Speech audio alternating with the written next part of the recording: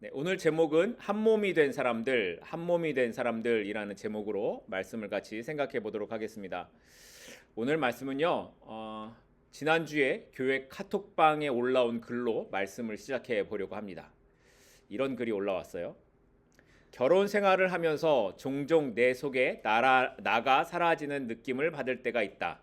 예를 들면 내가 먹고 싶은 음식이 있어서 그걸 먹으려고 생각하고 있을 때다. 냉장고를 열면 내가 원하는 것이 아니라 배우자가 준비한 다양한 음식들이 가득 차 있다. 내가 원하는 것을 포기하고 그분이 준비하는 것을 먹어야 하는 순간 나는 나를 잃은 느낌을 받는다. 물론 이제 그 뒤에 더 이제 정확한 이 글을 쓴 이유들이 나오지만 이 앞부분만 우리가 읽었습니다. 여러분들은 오늘 어떠세요? 이 글을 읽으시니까 결혼의 의미가 확 와닿는 것 같지 않으십니까? 여러분은 결혼, 부부가 된다는 것이 어떤 것이라고 생각하십니까? 오늘은 본문을 통해 이 이야기에 대해 함께 생각해보는 시간을 가지려고 합니다. 우리는 지난 2주 동안 창세기 2장을 살펴보면서 2장에 나타난 내용이 단순히 2장만의 의미가 아니라 예수 그리스도 안에서 그 의미가 완성되고 있다라는 것을 살펴봤습니다. 그 첫 번째가 뭐에 대한 거였습니까? 안식일에 관한 거였습니다. 하나님께서 세상을 창조하시고 안식하셨다라는 이 창조의 안식이 있는데 이 창조의 안식이 아담의 죄로 인해 깨어져 버렸고 그래서 하나님께서는 구약 시대에 이스라엘을 구원하시는 구원의 안식으로 다시 언약을 세우셨습니다. 하지만 그 언약을 이스라엘 백성들이 잘 지켰습니까? 그렇지 않았죠. 언약을 지키지 못합니다. 그래서 하나님께서 온전한 안식을 이루시기 위해 어떻게 하십니까? 안식일의 주인 되시는 누구? 예수님을 세상에 보내셨습니다. 그리고 이제는 누구든지 그 그리스도 안에 있으면 온전한 안식을 누릴 수 있게 하셨다라는 겁니다. 그러니까 창조의 안식이 누구를 향해 가고 있는 거예요? 예수님을 향해 가고 있음을 보여주고 있는 거예요. 두 번째, 우리가 창세기 2장에서 살펴본 내용 중에 하나가 에덴 동산에 관한 말씀이었습니다. 제가 지난주에 이걸 말씀드렸는데 이 에덴 동산에 관해 말씀드리면서 제가 5가지 이유를 설명하면서 에덴 동산은 단순히 하나님께서 아담이 살아가는 장소로 만드신 곳이 아니라 하나님의 선택된 곳이고 하나님의 임재가 있는 곳이며 앞으로 하나님의 백성들이 하나님을 만나게 될 어떤 곳? 성소를 상징하는 곳이라고 말씀을 드렸습니다. 그런데 이 성소, 성전이 그러면 온전한 것이었는가? 그렇지 않죠. 그래서 하나님께서 완전한 성소, 성전을 이루시기 위해 누구를 보내셨다고요? 예수님을 이 땅에 보내셨고 예수님의 오심으로 비로소 완전한 성소가 이루어지게 되었습니다. 그리고 이제 그 안에 들어간 사람들, 예수 그리스도께서 나를 위해 죽으셨다라는 이 은혜를 고백하고 믿는 사람들만이 예수님 안에서 완전한 성소, 완전한 에덴에 들어가게 되었다라는 것을 살펴봤습니다. 그리고 오늘은 2장의 마지막 부분으로 아담 혼자 있는 것이 좋지 않아서 하나님께서 그를 위해 여자를 만드시는 장면으로 말씀이 시작되고 있습니다. 오늘 본문 18절 말씀으로 가겠습니다. 여호와 하나님이 이르시되 사람이 혼자 사는 것이 좋지 아니하니 내가 그를 위하여 돕는 배필을 지으리라 하시니라. 하나님께서 에덴 동산에 아담을 이끌어 놓으신 후에 그것을 경작하고 지키게 하셨죠. 그리고 나서 보니까 사람이 혼자 사는 것이 어떻다고요? 좋지 않았다라는 거예요. 그래서 사람, 누구예요? 아담을 위해 돕는 배필을 지으리라고 하셨다라는 거예요. 그런데 여러분, 혹시 이 말씀을 읽으시면서 좀 이상하다라고 생각하는 부분이 있지 않으십니까? 좀 이상한 게 있어요. 그게 뭐냐면 좋지 않았다라는 말씀이에요. 하나님께서 아담을 보시고 그가 혼자 사는 게 좋지 않다고 보셨다라고 하는 거예요. 그러면 이 아담은 누가 만드셨는데? 하나님이 만드셨죠. 더구나 우리가 이전에 살펴봤듯이 하나님께서 세상을 만드신 후에 항상 하셨던 말씀이 뭐였습니까? 보시기에 좋았더라입니다. 그런데 18절에서는 뭐라고 하신다고요? 좋지 않았다라는 거예요. 그러면 이런 생각을 할 수 있지 않겠습니까? 하나님께서 이것을 보시고 좋지 않다고 하셨으니까 이 말은 하나님께서 만드신 이 아담의 상태가 불완전한 상태가 아니냐, 이렇게 생각할 수 있지 않으세요? 하나님께서 전능하신 하나님이시라면 어떻게 불완전한 상태의 남자를 만드실 수 있느냐, 이런 생각을 할 수 있다라는 거예요. 여러분은 믿음이 좋으셔서 이런 생각을 안 하시지만 어떤 사람들은 그런 생각을 해요. 그런데 하나님께서 정말 모르셔서 아담을 만들고 나니까 그 다음에 이게 잘못됐네, 이게 좋지 않네, 그래서 여자를 만드신 걸까요? 여러분은 어떻게 생각하십니까? 우리가 이 부분을 이해하려면 먼저 창세기 1장에 있었던 좋았더라, 이 말씀을 먼저 우리가 생각해 봐야 할 것 같아요. 창세기 1장으로 가겠습니다. 창세기 1장 4절입니다. 세 부분만 찾아볼게요. 창세기 1장 4절. 빛이 하나님 보시기에 좋았더라. 또 창세기 1장 10절입니다. 하나님이 뭇을 땅이라 부르시고 모인 물을 바다라 부르시니 하나님이 보시기에 좋았더라. 또 1장 12절입니다. 땅이 풀과 각기 종류대로 씨 맺는 채소와 각기 종류대로 씨 가진 열매 맺는 나무를 내니 하나님이 보시기에 좋았더라. 자, 다 뭐예요? 좋았더라. 하나님이 보시기에 좋았더라. 하나님 보시기에 좋았더라 라는 거예요. 이 하나님 보시기에 좋았다라고 하실 때의 단계가 여러분 혹시 보이십니까? 빛을 만드시고 좋았다라고 하시고, 땅과 바다를 만드시고 좋았다라고 하시고, 채소와 나무를 만드시고 좋았다라고 하십니다. 그러니까 아직 땅과 바다가 만들어지기 전이지만 빛을 만드신 그 자체로 좋았어요. 아직 채소와 나무가 만들어지기 전이지만 바다와 땅을 만드신 그 자체로 좋았다라는 거예요. 이해가 되세요? 다시 말해서 하나님의 창조는 단계적으로 하나씩 이루어졌는데 그 각각의 단계마다 그 자체로 완전했다라는 것을 보여주고 있는 겁니다. 그렇게 하나님께서는 모든 것을 하나님의 계획에 따라 순서대로 창조하셨고, 그 각각의 단계는 그 자체로 좋았던 단계, 다시 말해 완전하고 선한 상태였다라는 겁니다. 그러니까 하나님께서 하나님의 형상을 따라 아담을 만드셨던 그 단계도 당연히 하나님의 계획 안에서 보시기에 좋았던 창조였다라는 거예요. 그리고 오늘 말씀은 이렇게 아담을 만드신 하나님께서 그 후에 사람이 살아갈 다음 단계를 이야기하는 거예요. 사람이 살아갈 다음 단계를 만들어 가시는 것을 보여주는 겁니다.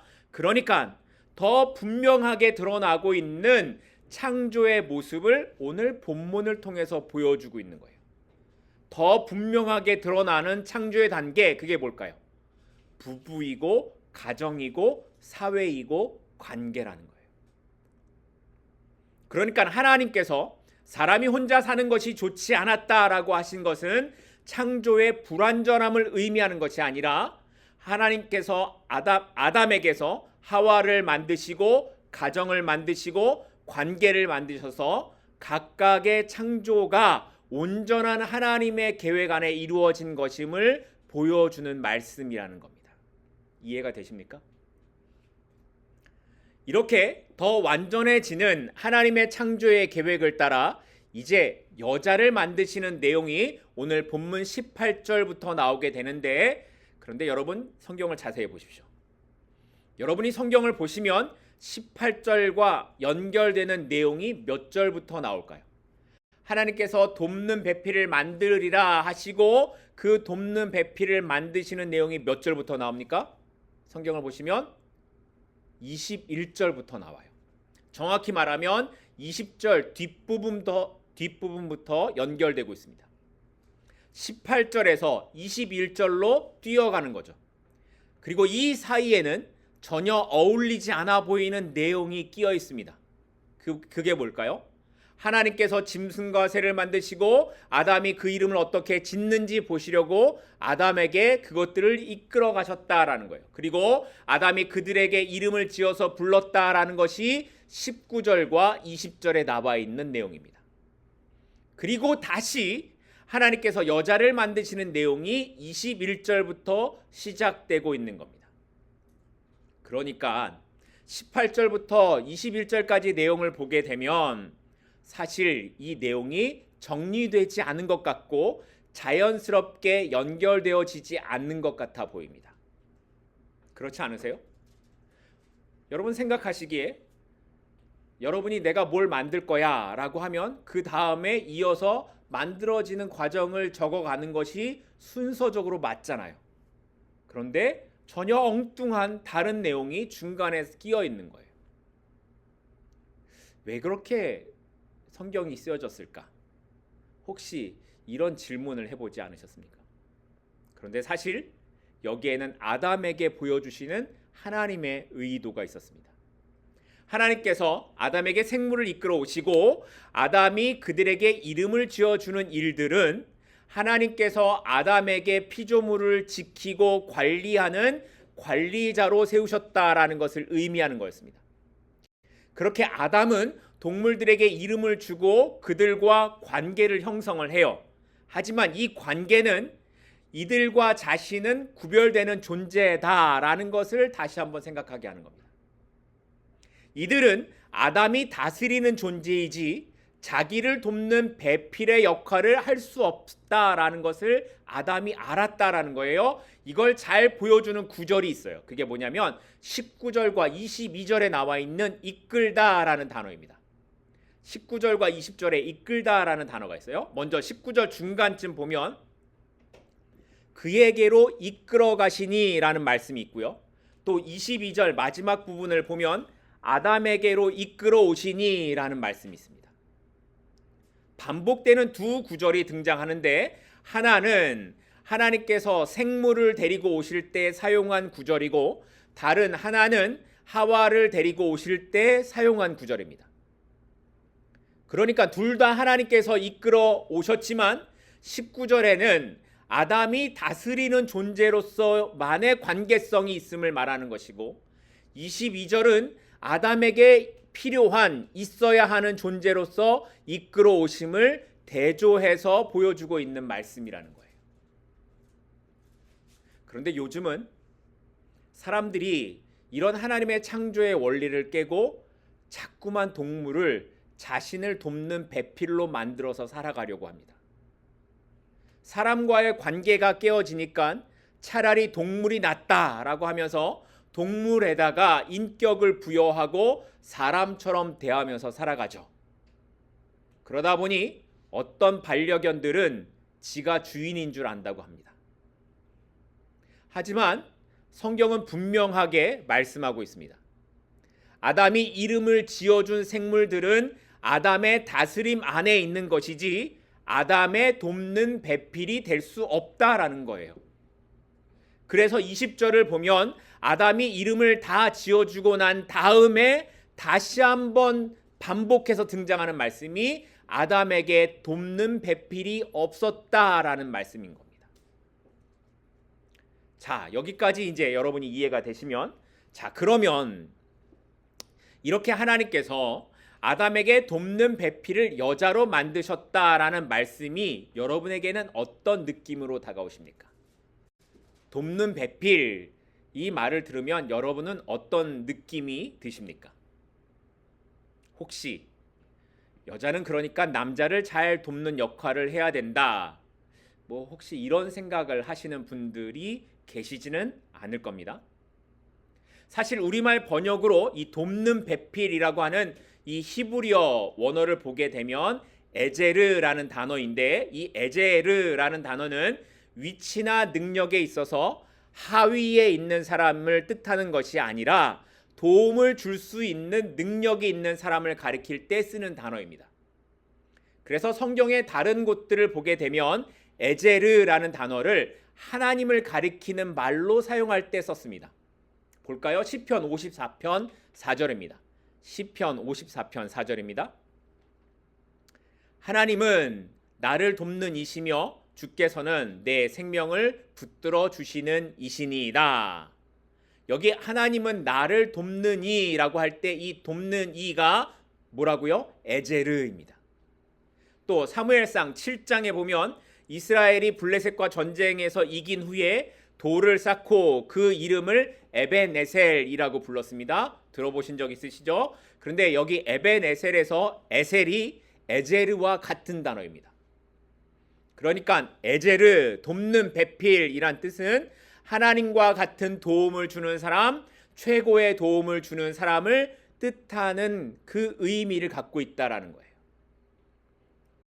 아시겠죠? 돕는 배필이 뭔지? 근데 이게 성경에만 있느냐? 이 돕는 배필이 아니요. 우리나라 고전에도 있습니다. 우리가 잘 아는 고전 중에도 이런 이야기가 있어요. 바보 온달과 평강공주 이야기. 고구려 25대 왕이었던 평원왕의 첫째 딸인 평강공주가 너무 울어서 너 이렇게 울면 나중에 바보 온달에게 시집 보낼 거야 그랬더니 진짜 평강공주가 누구하고 결혼해요? 바보 온달하고 결혼하죠. 그리고 이 공주 덕분에 이 바보 온달이 무예와 학식을 배워서 나중에 전쟁에서 큰 승리를 이끄는 장군이 되었다라는 이야기 여러분 아시죠? 그러니까 돕는 배필이 어떤 위치에 있는 거예요? 더 높은 위치에 있다라는 거예요. 그래서 남자가 여자한테 잘해야 된다라는 거죠. 하나님께서는 이렇게 아담과 하와의 관계를 잘 보여주기 위해서 여자를 어디에서부터 만드셨는지를 좀 더 자세하게 설명하세요. 자, 볼까요? 하나님께서 어디에서부터 여자를 만들어내십니까? 아담의 갈빗대에서부터 여자를 만들어내세요. 아담의 갈빗대에서부터 여자를 만들어내셨다. 이것에 대해 어떤 신학자는 이렇게 해석했습니다. 잘 들어보세요. 굉장히 좋은 해석이에요. 하나님께서 여자를 이렇게 만드신 것은 그가 머리에서 나와서 남자를 다스리게 한 것도 아니고 그가 발에서 나와 짓밟히게 한 것이 아니라 옆구리에서 나와 남자와 동등해지고 그의 팔 아래서 보호를 받고 그의 가슴 가까이에서 사랑을 받게 하려고 하신 것이다. 멋진 해석이지 않습니까? 그런데도 남자들은 힘이 세다는 이유 하나만으로 여자를 누르려고 하죠. 그래서 지금도 여자들은 남자들이 만들어 놓은 조직이나 체계 안에 들어가기가 어려운 겁니다. 심지어 이슬람 같은 종교에서는 여자에 대한 신분 차별이 있어서 정치나 교육에 여자들이 참여하기가 어렵고요. 이란 같은 나라에서는 여자들이 축구 경기 관람하는 것도 허락되지 않아서 이런 것 때문에 투쟁해야 하는 일들도 있었다라고 합니다. 그런데 성경은 어떻게 말하고 있어요?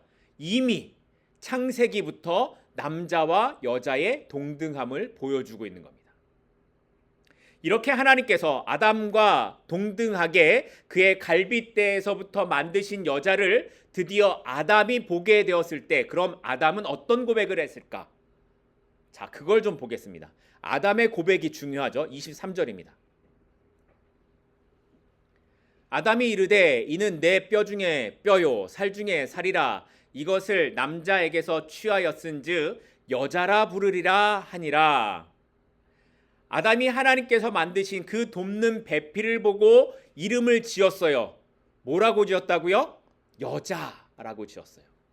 그런데 이 여자라는 단어가 히브리어로 이샤라는 단어를 써요. 이샤. 그리고 남자라는 단어가 히브리어로 이쉬라는 단어를 씁니다. 이쉬가 남자고 이샤가 여자예요. 그런데 이 두 단어는 같은 단어에서 나온 단어예요. 이 남자라는 이쉬라는 단어에다가 여성 전미사만을 붙여서 이샤라고 말하는 거예요. 잘 모르시겠으면 이제 이렇게 보시면 됩니다. 쉽게 이런 말입니다. 아담이 하나님께서 만들어 놓으신 이 사람이 자기한테 오는 것을 보고 이렇게 말하는 거예요. 여잔데 바로 나네? 이렇게 말하는 거예요. 여잔데 바로 나구나 이렇게 말했다는 거예요. 그래서 이 여자를 보고 내 뼈 중에 뼈, 내 살 중에 살이라고 이렇게 말했다는 거예요. 그러니까 둘이 남자와 여자가 둘이 한 몸이 된다라는 것은 당신이 바로 나이고 내가 바로 당신입니다. 이런 뜻을 갖고 있다라는 거예요. 그래서 아내가 바로 나이기 때문에 그 아내를 보호해야 하는 것이고, 남편이 바로 나이기 때문에 그를 존중하고 무시할 수 없다라는 거예요. 결혼은 다른 삶을 살아오던 두 사람이 마침내 또 다른 누구를 만나는 것, 또 다른 나를 만나는 것. 그래서 그와 함께 온전한 나를 이루는 것이 결혼이고 부부의 삶이다라는 것을 어디서부터 성경이 말하는 거예요? 창세기에서부터 지금 말하고 있는 거예요. 그러니까 남자들은 어떻게 살아야 된다고요? 하나님께서 여자를 돕는 배필로, 하나님께서 여자를 나의 돕는 배필로 만드셨다라는 것, 그거를 인식하고 나의 부족함과 연약함을 말해줄 때 나의 그 부족함과 연약함을 채워줄 수 있는 존재가 바로 여자구나, 아내구나 라는 사실을 깨닫고 사랑하며 존중하면서 살아가야 된다는 거예요. 그러면 여자들은 어떻게 살아야 되느냐? 아내들은 하나님께서 여자를 남자에게 만드셨다라는 것은 여자가 아무리 우월하고 똑똑해도 남자를 무시하는 것이 아니라 어떤 역할? 돕는 자의 역할. 그렇게 남자를 섬기면서 살아가야 된다라는 것을 말하는 것입니다. 자, 오늘 본문 말씀은 여기서 끝. 이러면 정말 성경이 말하고자 하는 것을 창세기에서 이거 말하기 위해서 하고 있는 것일까요? 여러분이 창세기 우리가 지금 앞에서 살펴봤던 내용처럼 창세기에 있는 내용은 계속 누구를 가리키고 있어요? 예수님을 가리키고 있죠. 그런데 그냥 이 남자와 여자가 한 몸을 이룬다는 이 말씀이 지금 우리가 부부 생활을 어떻게 해야 되느냐, 결혼 생활을 어떻게 해야 되느냐, 이것만을 말하는 것이다 라고 하면 뭔가 좀 허전하다, 이게 맞나, 이런 생각이 들지 않으십니까? 그렇다면 여기에 분명히 우리가 알아야 되는 하나님의 뜻이 있다라는 것을 생각해 볼 수 있어요. 그게 오히려 오늘 본문의 핵심이라고 생각합니다. 자, 볼까요? 그걸 잘 보여주는 말씀이 있습니다. 신약 성경으로 갑니다. 에베소서 5장 31절 32절입니다. 에베소서 5장 31절 32절입니다. 그러므로 사람이 부모를 떠나 그의 아내와 합하여 그 둘이 한 육체가 될지니 이 비밀이 크도다. 나는 그리스도와 교회에 대하여 말하노라. 다시 한번 읽을게요. 잘 보세요. 그러므로 사람이 부모를 떠나 그의 아내와 합하여 그 둘이 한 육체가 될지니, 여기까지는 어디에 나와 있는 말씀이에요? 창세기 2장에 나와 있는 말씀이죠. 그 다음에 이 비밀이 크도다. 나는 그리스도와 교회에 대하여 말하노라. 자, 이 말이 무엇을 가리키는 것이라고요? 그리스도와 교회에 관한 말씀이라는 거예요. 여기 교회는 무엇을 가리킵니까? 성도를 말하고 있죠. 그러니까 사람이 부모를 떠나 한 몸이 되는 이 말씀은 오늘 그리스도와 성도의 관계로 연결되어져 가는 것이다 라는 것을 말씀하고 있는 거예요. 이게 어떻게 연결될까? 조금 더 자세하게 보겠습니다. 연결되는 것에 대해서 우리가 세 가지를 먼저 보겠는데, 첫 번째, 어떻게 창세기 2장이 그리스도와 성도의 관계로 연결되는가? 첫 번째는 아담의 잠과 예수 그리스도의 죽음의 모습에서 살펴볼 수 있습니다. 21절을 보면 하나님께서 아담을 깊이 잠이 들게 하시고 그의 갈빗대 하나를 취하여 하와를 만드셨습니다. 그러니까 갈빗대가 빠져나가도 모를 정도로 깊은 잠에 들었다라는 거예요. 그런데 성경의 많은 곳을 보면 잠은 보통 죽음을 의미합니다. 볼까요? 요한복음 11장, 찾지 않으셔도 됩니다. 요한복음 11장을 보면 나사로가 죽었을 때 예수님께서 뭐라고 말씀하십니까? 내 친구 나사로가 잠들었다라고 하십니다. 또 고린도전서 15장을 가게 되면 그리스도께서 잠자는 자들의 첫 열매가 되셨다라고 합니다. 여기서 그러면 잠자는 자들 어떤 거예요? 죽은 사람들을 말하는 거죠. 그러니까 잠은 뭐하고 같은 거예요? 죽음과 같은 의미를 갖고 있다라는 거예요. 그런데 예수님께서도 어떻게 되셨습니까? 십자가에서 죽으셨고 3일 후에 다시 부활하셨습니다. 그리고 성도는 예수님의 죽으심으로 인해 영원한 생명을 얻게 되었습니다. 마찬가지로 하와가 만들어질 때 아담도 그랬다라는 거예요. 아담의 깊은 잠으로 하와라는 생명이 창조되는 일이 일어나게 되었다라는 거죠. 그러니까 아담의 잠으로부터 하와가 나왔고 예수 그리스도의 죽으심으로 인해 성도는 영원한 생명을 얻게 되었다. 이해가 되십니까? 자, 두 번째, 어떻게 연관성이 있는가? 두 번째 보겠습니다. 갈빗대에서 시작된 하와의 생명과 예수님의 옆구리에서 시작된 성도의 생명이 있음을 우리가 보게 됩니다. 갈빗대, 오늘 본문에 기록된 이 갈빗대의 히브리어 첼라는 그 뜻이 갈빗대라는 뜻도 있지만 옆구리라는 뜻을 갖고 있습니다. 하나님께서 아담의 옆구리를 쳐서 하와를 만드신 것처럼 예수님께서는 십자가에 달리실 때 옆구리에 어떤 고통을 당하세요? 창에 찔리는 고통을 당하세요. 그 고통을 당하심으로 우리에게 영원한 삶을 얻게 하셨습니다. 그러니까 아담의 옆구리에서부터 하와가 나온 것처럼 예수님의 옆구리에 고통을 당하심으로 우리가 영원한 삶을 얻은 것입니다. 세 번째, 마지막으로 남자와 여자가 둘이 한 몸이 되는 것처럼 교회와 그리스도의 관계는 한 몸이라고 성경이 말하고 있기 때문입니다. 교회와 예수 그리스도의 관계를 설명할 때 성경은 많은 곳에서 한 몸이라는 표현을 합니다. 우리가 좀 전에 살펴봤던 에베소서 5장 말씀에서도 그랬죠. 그리고 또 다른 고린도전서 12장 27절 말씀을 보면 너희는 그리스도의 몸이요 지체의 각 부분이다 라고 말씀을 합니다. 또 골로새서 1장 18절 말씀을 보면 그는 몸인 교회의 머리시라 그가 근본이시요 죽은 자들 가운데서 먼저 나신 이시다 라고 말씀합니다. 이렇듯 아담과 하와가 하나가 되었다라는 것은 단순한 결혼의 이야기가 아니라 그리스도와 성도들 간의 관계를 상징하는 예표로 보여지고 있다라는 거예요. 그리고 이것을 통해 우리는 예수 그리스도 안에서 그럼 어떤 관계를 맺고 살아가야 하는 존재인지를 다시 한번 생각하게 하는 그런 말씀을 하고 있다라는 거예요. 하나님께서 우리를 얼마나 사랑하시는지, 하나님께서 피조물인 이 사람들을 그의 신부된 자로 여기시고 하나된 몸의 지체처럼 여기시는 이 하나님의 사랑이 어디서부터 시작되고 있다고요? 창세기에서부터 시작되고 있음을 보여주고 있는 것입니다. 이해가 좀 되십니까? 그런데도 불구하고 사람들은 이런 하나님의 사랑을 외면하고 깨어버렸습니다. 예레미야서 31장 32절을 보면 이렇게 기록합니다. 이는 내가 그들의 조상들의 손을 잡고 애굽 땅에서 인도하여 내던 날에 그들과 맺은 언약과 같지 아니하거니와 여기서부터요. 내가 그들의 남편이 되었어도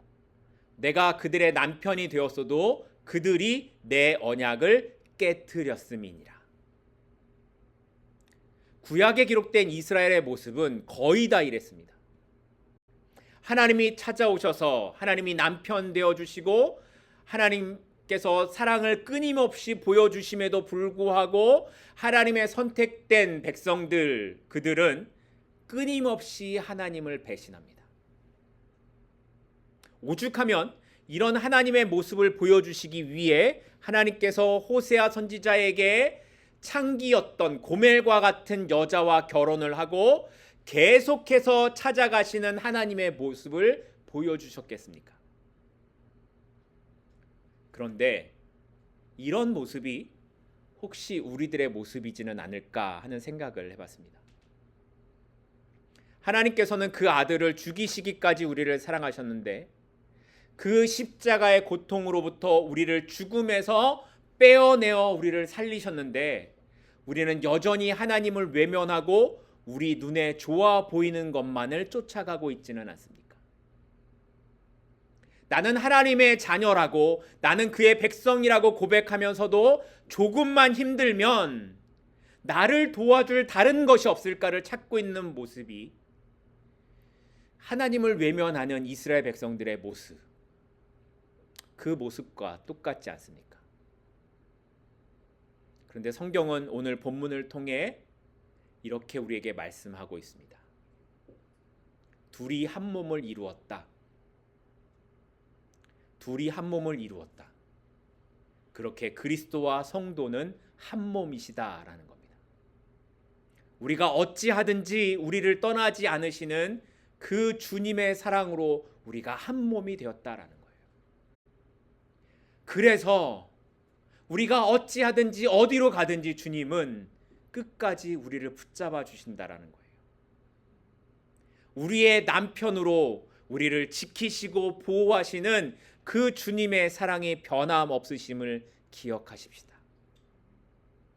그 주님의 사랑이 오늘 여러분을 붙잡고 계시고 저를 붙잡고 계십니다.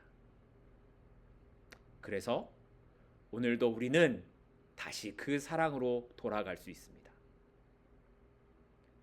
그 사랑 앞에 우리와 한 몸 되어 주시는 그 그리스도의 사랑 앞에 함께 나아가시는 저와 여러분 우리 모두가 될 수 있기를 간절히 소망하고 기도합니다. 기도하겠습니다.